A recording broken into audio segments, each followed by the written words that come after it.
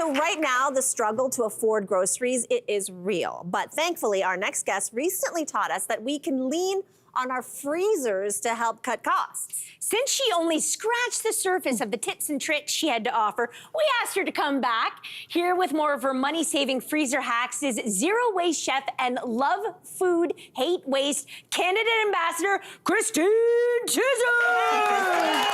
Okay.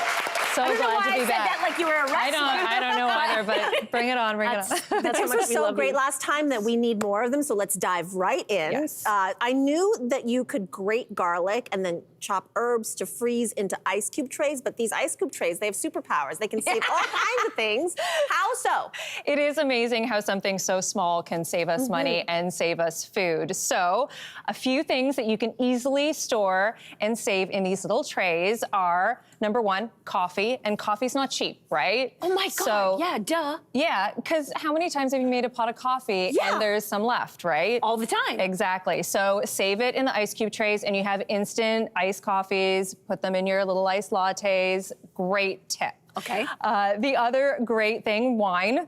Right? So maybe you have a little bit of wine at the bottom of the bottle, but freezing in the little ice cube trays is great for deglazing pans if you're making a gravy or a sauce. Right? Of course. So, and because maybe you don't want to open up a new bottle either. There you go. So that's perfect. There you go. So yogurt also, especially if it's just a little bit past its best before date, and you're not sure you're going to use it up, freeze it in little pucks, and then you can use them in your smoothies. And then the next thing, how many of us have made a smoothie and have had some smoothie left over? Yeah. So freeze the smoothie to make another smoothie. Maybe. I didn't know you could make freeze yogurt. Either did I. And you're so good about freezing yogurt, you actually brought something in made with frozen yogurt. I did. Which is bark, like frozen yogurt bark. So yes, this is my frozen yogurt bark. And once again, maybe you find yogurt on sale. Maybe you buy a big vat of it and it's going towards its best before date. This frozen yogurt bark, really, really easy to make. And like, I think it took me 3 minutes to make this last night. And then you just have to wait until it freezes, right? So you just put it on a cracker or just eat it? Oh no. I just eat it. I would just put it on a cracker. There's a cracker right next to me. Okay, so you just eat. Okay, got it. It is a little bit melty right now because it's been on set for a little bit. Got it. I was like a cheese tray. I was like a cheese tray, like a cream cheese tray. I would want this for breakfast. Yes, it's nice to have a little snack and cooling snack to bring right out whenever you want it. Can you do the same thing with sour cream? Yeah.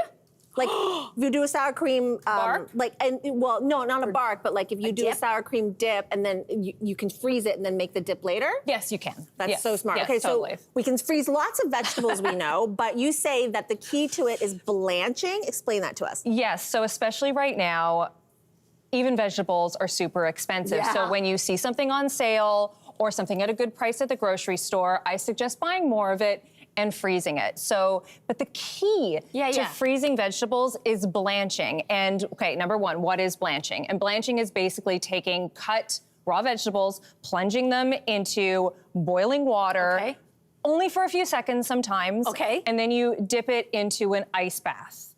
And then you freeze it. Why? I know, it seems like a bit of a process, right? But why? And it's because when you blanch your vegetables first, before you freeze them, you're gonna get this really nice color that you're not gonna normally get. You're going to lock in the nutrients. And for me, it's the texture. When it thaws out, the texture is going to be much better when you blanch them first. Sorry, I have another stupid question. Go Why did it turn purple? Oh, oh my God, that's hilarious. This is purple cauliflower. Oh, I didn't know there was such thing. That's why we love her I so was much. like, the color. It's not very popular though. Hey, we love you. So it was like the broccoli turned purple. Yeah, and that's carrots. You said the color will change. Okay, got it. Yeah, I got it. So yeah, it's purple cauliflower. I'm really winning this segment here.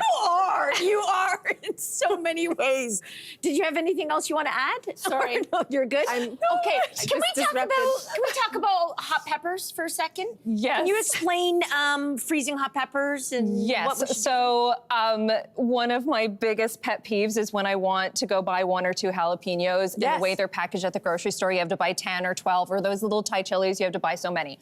So you can always freeze your hot peppers, and you don't have to blanch them first. Okay. So, so this is good. And then what you do is you grate them right out of the freezer with a microplane. 2 reasons I like this is because you don't have to de-seed them, because a lot of recipes say you have to de-seed your hot peppers before using them. This way you don't, because they don't go through the microplane. And another reason is then you don't get those hot chili fingers. So you can just grate it. That's fantastic. So hot chilies, that's a great way to save them. And I brought for you a hot This is the cracker. Is this the cracker? This is the what cracker. you use the crackers for. You've combined with some kind of jam, a hot pepper So what jelly. I did was I made a hot pepper jelly, and this is another tip is that any jam or jelly can easily be a freezer jam or jelly if you want to make it from scratch. And this is a great thing to do if you just don't have any idea how to can and preserve. Do you know, and because then you can just do a small batch and you don't have to can and preserve it. You can just put it in the freezer for later. So the freezer, do you add any pectin or any of that? You can totally add pectin if you want it set a little bit firmer, but you don't necessarily have to. And you can cut your sugar way down. Yeah. Oh, sorry, I'm not even gonna ask what pectin This is so good. This is so delicious. I'm gonna take this home. Hey, listen, your final hack is